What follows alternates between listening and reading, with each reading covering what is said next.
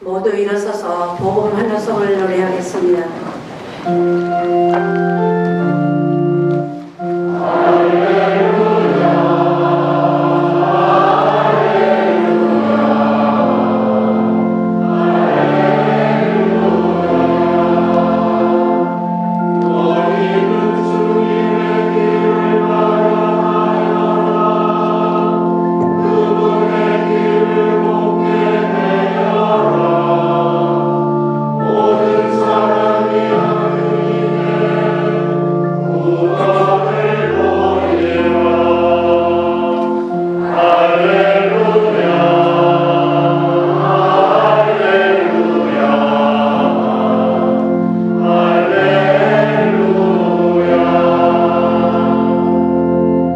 주님께서 여러분과 함께 마테오가 전한 거룩한 복음입니다. 그 무렵 세리다 요한이 나타나 유다 광야에서 이렇게 선포하였다. 회개하여라, 하늘나라가 가까이 왔다. 요한은 이사야 예언자가 말한 바로 그 사람이다. 이사야는 이렇게 말하였다. 광야에서 외치는 이의 소리, 너희는 주님의 길을 마련하여라. 그분의 길을 곧게 내어라. 요한은 낙타털로 된 옷을 입고 허리에 가죽띠를 둘렀다. 그의 음식은 메뚜기와 들꿀이었다. 그때 예루살렘과 온 유다와 요르단 부근 지방의 모든 사람이 그에게 나아가 자기 죄를 고백하며 요르단강에서 그에게 세례를 받았다. 그러나 요한은 많은 바리사이와 사두가이가 자기에게 세례를 받으러 오는 것을 보고 그들에게 말하였다. 목사의 자식들아, 다가오는 진노를 피하려고 누가 너희에게 일러주더냐? 회개에 합당한 열매를 맺어라. 그리고 우리는 아브라함을 조상으로 모시고 있다고 말할 생각일랑 하지 마라. 내가 너희에게 말하는데 하느님께서는 이 돌들로도 아브라함의 자녀들을 만드실 수 있다. 도끼가 이미 나무 뿌리에 닿아 있다. 좋은 열매를 맺지 않는 나무는 모두 찍혀서 불 속에 던져진다. 나는 너희를 회개시키려고 물로 세례를 준다. 그러나 내 뒤에 오시는 분은 나보다 더 큰 능력을 지니신 분이시다. 나는 그분의 신발을 들고 다닐 자격조차 없다. 그분께서는 너희에게 성령과 불로 세례를 주실 것이다. 또 손에 키를 드시고 당신의 타작마당을 깨끗이 하시어 알곡은 곳간에 모아들이시고 쭉정이는 꺼지지 않는 불에 태워버리실 것이다. 주님의 말씀입니다. 그리스도님 참여합니다.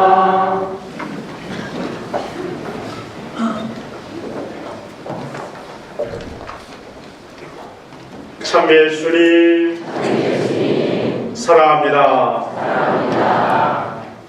불과 몇 년 전에 스위스 쥐리 대학에서 연구를 하였습니다. 전 세계에서 가장 우수한 민족은 어느 나라인가? 이렇게 연구를 했는데 60년, 70년대만 해도 유대인들을 일반적으로 우수한 민족이라고 이렇게 칭송을 했습니다. 그런데 그때는 우리나라가 전 세계에서 제일 우수한 민족이다 라고 연구에 발표가 됐다고 합니다. 왜 그런가? 첫 번째, IQ가 가장 높다고 합니다. 아마 이게 평균 IQ인 것 같아요. 우리나라는 이 IQ가 전 세계 1위라고 합니다. 네, 우리나라 다음이 이제 일본, 대만, 싱가포르, 독일 이 순으로 됐다고 합니다. 여기에는 여러 이유가 있습니다. 그 이유 중에 딱 두 개만 예를 들면 높은 교육열과 또 하나는 한글의 우수성이라고 합니다. 왜 한글이 우수하냐라고 하면 예를 들면 우리 한국어의 경우 일본과 중국어에 비해 가지고 컴퓨터에서 문자 생성 속도가 7배에 달한다고 합니다. 7배에 달하고, 그리고 이 다른 나라 언어로 예를 들면 과학 논문 기술을 썼을 때 그 논문이 100페이지를 작성할 때 한글로 쓰면 무려 700페이지 이상을 작성을 할 수 있다고 합니다. 그만큼 이 상대와의 경쟁력에서 몇 배를 선점에 들어가는 겁니다.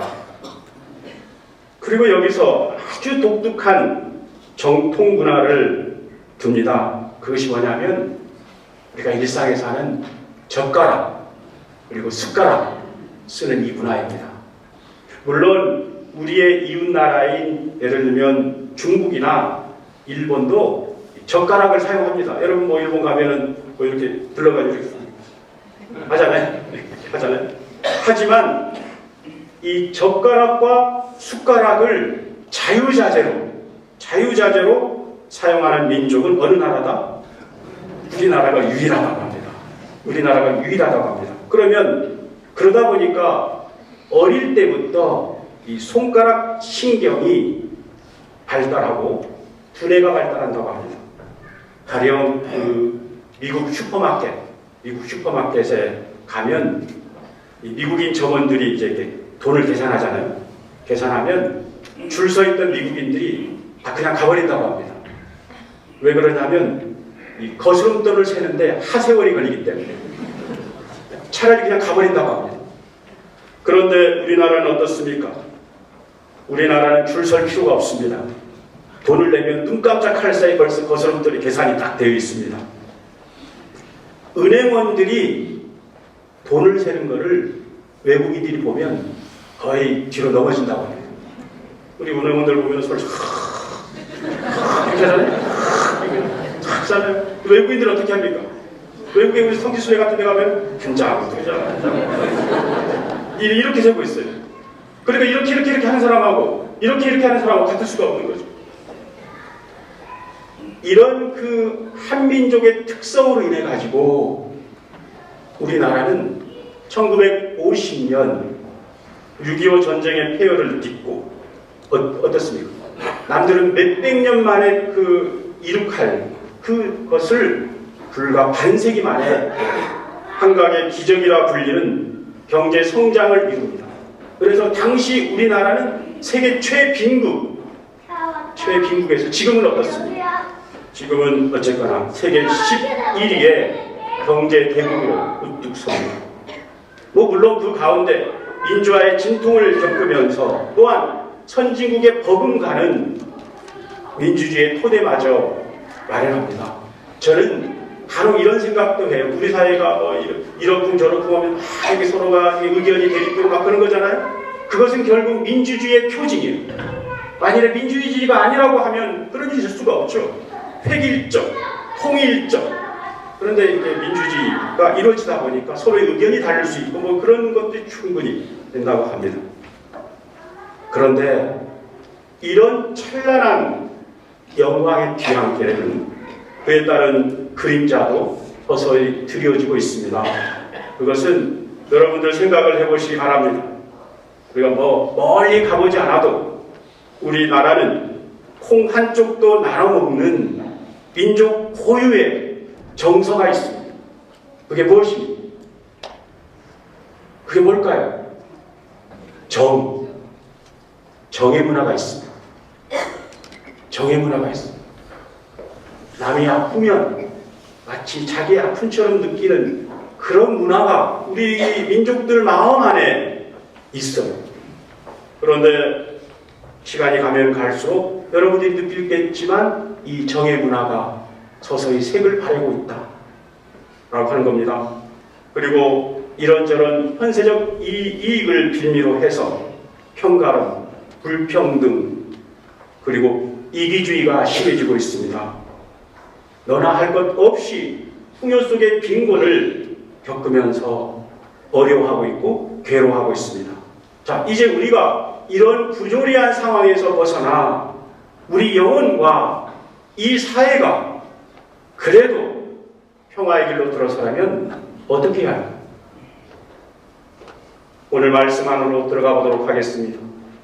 오늘 제1독서에서 이사야 예언자는 메시아의 도래로 구현된, 메시아는 주님이라고 상정하면 주님이 오실 그날에 이루어질 참된 평화의 모습을 비유적으로 노래하고 있습니다.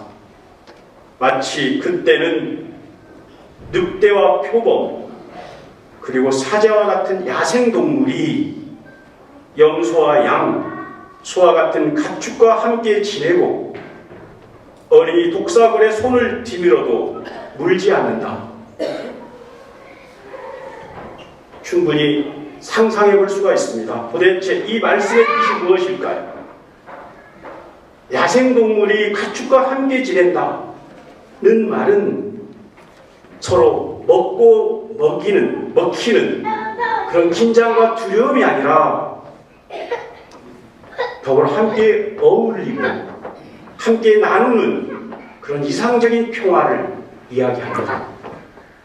그리고 여기에 바오로 사도는 좀 더 구체적으로 현실적인 차원에서 그 평화를 이야기합니다. 그 평화라고 하는 것은 서로가 한마음 한목소리로 서로가 뜻을 같이 하고 기꺼이 서로의 존재를 받아들이면서 함께하는 것이 바로 평화다. 그렇다고 하면 이 말씀에서 이야기하는 평화를 얻으려면 어떻게 해야 할까요? 오늘 세례자 요한이 그 해답을 제시해 줍니다. 잠시 사진을 보도록 하겠습니다. 담근다. 가볼게. 사진을 보시면 이 사진은 1515년 이태리 피렌체의 대표적 화가인 안드레아 델 사르트가 그리는 그림 세례자 요한이라는 성화입니다. 우선 먼저 여러분 갈대로 엮은 십자가를 한번 보시기 바랍니다. 찾으셨습니까? 네. 갈대로 엮은 십자가를 곁에 두고 세례자 요한이 낙타 털롯을 거치고 있습니다. 이 말은 무슨 말이냐면 갈대로 엮은 십자가를 곁에 두고 주님을 옆에 두고 낙타 털롯을 입었다라고 하는 것 자체가 세례자 요한이라고 하는 사실을 보여주고 있는 겁니다. 그리고 또 오른손에 지금 검게 잘 안 보이지만 오른손에 들고 있는 것이 있습니다. 무엇을 들고 있습니까? 오른손에 그릇을 하나 들고 있습니다. 그릇을 들고 있습니다. 이것은 무슨 말이냐면 이 세례자 요한은 예수님께 세례를 주신 분이시다 라고 하는 것을 상징적으로 보여주는 겁니다. 그리고 이 몸에는 옆에 붉은 망토를 이렇게 밑으로 걸치고 있죠. 그리고 왼손에는 무엇이 있습니까? 왼손에는 흰색 편지를 들고 있습니다. 이것은 무엇이냐면 세례자 요한이 전하는 것은 그 설교는 붉은색, 사랑을 뜻하죠. 사랑과 구원의 말씀이다 라고 하는 것을 암시해 줍니다. 그리고 여기서 가장 중요한 게 있습니다. 이 세례자 요한의 시선을 한번 보시기 바랍니다. 그 시선이 어떻습니까? 그 시선이 누군가를 향해서 정면으로 다시 응시하고 있습니다. 그 시선은 흔들리지가 않습니다. 어디에 고정되어 있습니다. 어디 한 곳에 머물러 있습니다. 세례자 요한의 시선은 예수님을 응시하고 있습니다. 아마도 그 시선만을 놓고 봐도 세례자 요한은 예수님의 앞서 와서 그분의 길을 곱게 내어 그분을 증언하러 온 구약의 마지막 예언자이다. 예수님을 빼고는 더 이상 설명될 수 없는 예언자이시다 라고 하는 것을 보여주고 있습니다. 그런데 그 표정 안에 누가 모르게 이렇게 표현될 수 없는 그 두려움, 뭔가 다시 응시하면서도 그 표정 안에 두려움이 있어요. 이것이 무슨 뜻일까요? 그것은 지금 하느님 나라가 가까이 왔는데 사람들이 회개하지 않고 그런 어떤 신앙적 무관심과 무지, 부조리에 두려움을 느끼고 있는 거예요. 회개해야 한다. 그래서 세례자 요한이 오늘 외치고 있는 겁니다. 뭐라고요? 회개하라.